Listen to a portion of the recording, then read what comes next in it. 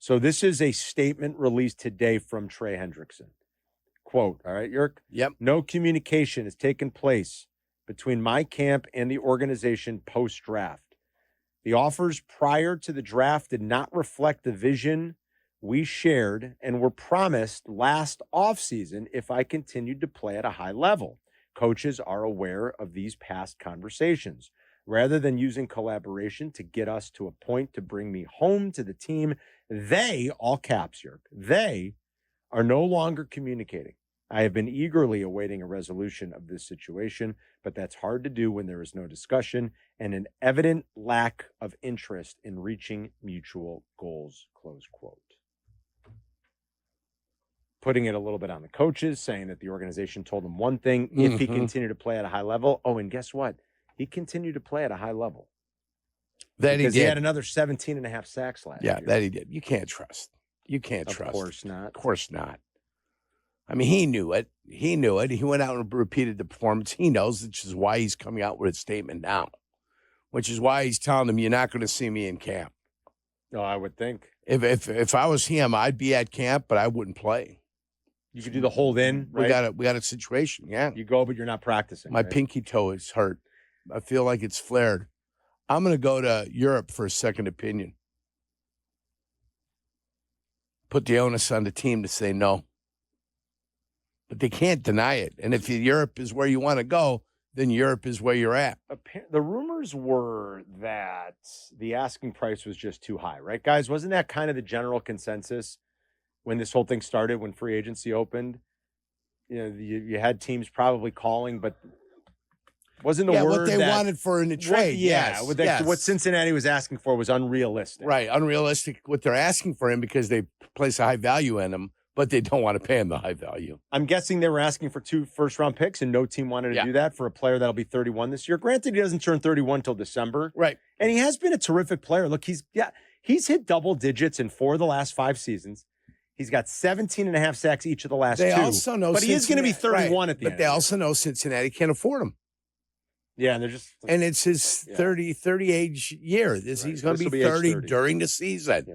31 year. He'll turn 31 He's at the end 30. of the year. What happens on September 4th? How old is he? He'll be 30, but he's 30. That's it.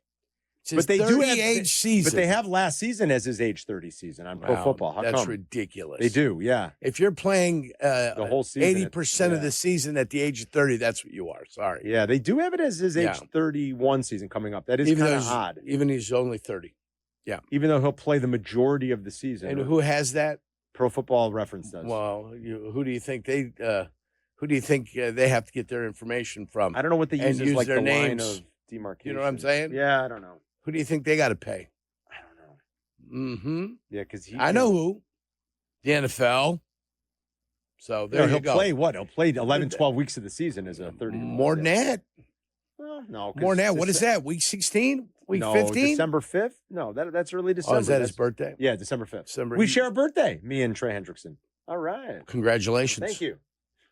I think the point is that they value him a lot in a trade market. They don't value him a lot as a player for their team because they don't want to pay him. So what they're going to try to do is get one more year out of him and then say goodbye to him. And he's saying, you're not getting a year out of me because I'll go play somewhere else for that year. He goes, but I'm not going to play it for you. So he's saying, you're going to move me. So should the Bears... And I'm going to put you in a position where you're going to have to move me. Should the Bears circle back on this whole thing? I'd wait. I'd see what I have going into training camp. I'd wait for a week and a half of training camp, see if Trey Hendrickson doesn't get his stuff. Then if not, I'd go back and I'd offer him something. Second-round pick. Yeah, what is it going to take? I don't like the idea of the Bears trading first-round picks. I don't. I know he's a pretty damn good and productive player. He's a very damn good player.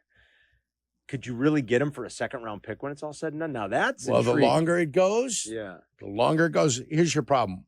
What happens if one of your top teams loses their defensive end? Yeah. Somebody in camp gets hurt. Somebody in camp's hurt for the year, blows an Achilles, tears his ACL, and you're one of these teams that thinks that you were a championship team, you're going to get there, and all of a sudden you're not getting there now because your best pass rusher is gone. That's what you worry about. That becomes a problem for you. What's Trey Hendrickson worth, Bears fans? 312-332-3776. Because remember, it's not just draft capital. You'd have to pay him. Oh, You yeah. have to give him a new contract. Oh, yeah. It's the double bubble. Could you still, could you still squeeze 3 or 4 very productive years out of Hendrickson? I think you could. Like, Meller's made this point a lot, right? And we've discussed it from time to time. Like, pass rushers are aging better. I mean, all guys tend to age better just because they take better care of themselves and the regimens are different and they don't hit each other as much in practice, which does help. Let's face it. It's going to probably extend out your career a little. The only guys that don't age well are generally running backs. And maybe all linemen. I mean, just the constant battering, you know. But like pass rushers age well. You could conceivably get another 4 like really highly productive seasons out of Hendrickson. Yeah, he's only due what's he 16 worth? mil. He's only due 16 mil this year. I mean, what's he going to be looking for? 32-ish million a year, 35 million a year? It'd be in that area. Right? His average contract was 21 million this time. And I'm guessing somewhere in the 30 to 35 million dollar per year range is what he's going to be looking for. Would you trade capital and give him a deal like that? But I told you what I'd trade is second round pick if I got to pay him. Yeah, that's all I'd want to give up. That's all I'm giving up. I'm not giving up a first rounder, especially when I think that first rounder is still going to be in the top 16. I don't know where you've got the Bears going or what you have the Bears doing. The Bears are going to be about 8 and 9. Yeah, so that's kind of right 16th. Where you're talking about. Yeah, it's about 16th right there. 8-9 out of the playoffs. Last playoff team picks 20th. I'm waiting to be pleasantly surprised this year, Jurko. I hope it happens. Last year, I bet they're over like a fool. Well, I won't do it again. I'm waiting to be pleasantly surprised this year, Jurk. I'm waiting for them to have like their 8th win by. I'm waiting for them to be like 8-4, and we're like, yes, we were wrong. They're awesome. I hope that happens. Well, but I'm going to pick them to probably win 7 or 8 games. But I sure hope you can rub it in my face in early December. They can have a great year and win 8. I mean, their schedule is a nightmare schedule. We'll know exactly what the nuances of the schedules are, whether they've got to be on the road for a number of weeks in a row. Yeah. We'll find that out. But I don't know what gives you any more confidence than you have. You got a brand new coach. I'll tell you, that brand new coach. That's a huge boost of confidence. Okay, you've traded out pieces. Yeah. Right? You've traded out pieces on your offensive line. Yes, you have. Tevin Jenkins is gone. Yes, he is. You've got a guard in. Whoever your center was last year, gone. You got a center in. Your right guard, Nate Davis. You couldn't get any worse than Nate Davis. Thank God he's gone. You got the arthritic shoulder of Ryan Bates gone too, I hope. Yeah, you added a left tackle, or you created a theoretical competition at left tackle with a second-round choice out of Boston College, right? Right. So you've theoretically made your offensive line better. In theory. All right. You've got another receiver. So you've got 3 receivers in the tight end. So you've added offensively to all the weapons you could possibly want. Everything. If your offensive line blocks, whoever you got at running back is going to be a better running back. What's going to get your defense playing better? Maybe playing with a few more leads. Maybe they gave up 1 rushing yard per attempt more last year than they did the year before. I know. Have they ever gotten to the bottom of that? With basically the same personnel. Losing Billings, I think maybe. No, look, until they lost Billingsley, look at what they were giving up. No, not losing Billingsley, and all of a sudden we couldn't stop the run. No. He was here when they weren't playing that well. But didn't it really get bad after he got hurt? It did not. No, it did not. What if I check the numbers on that? I'd ask you to check the numbers. You sure? Unfortunately for me, I sat here and I watched all the crap. I'll do that in the break. I'll run some do it numbers. in the break. Because when did he get hurt? He only played half the season. Your mathematical and statistical acumen. He got hurt. Go ahead. He got hurt after 8 games, so. Yeah, it was early on. No, look at the first date. Look at what they gave up. Okay. This would be a wonderful exercise. Yeah.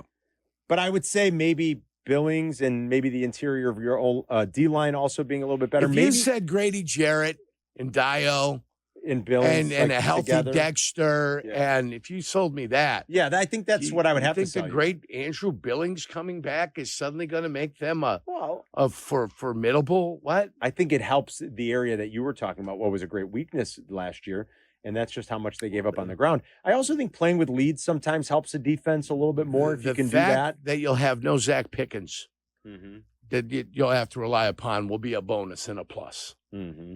Okay, that'll be a bonus and a plus. Getting Montez out there healthy again might be a bonus and a plus. What would you give up for Trey Hendrickson? Should the Bears even still be going down that road?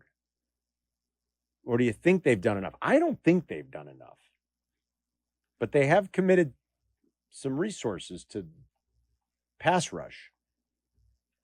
And, a guy we talked about on Friday, I'd still be interested in Clowney.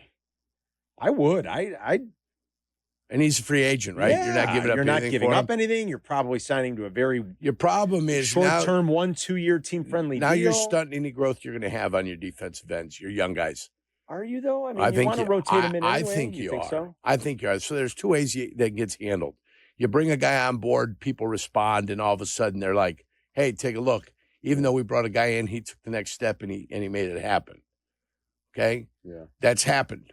Or you bring somebody in and all of a sudden he's in the shadows again and there's no sunshine for him to grow. All right. So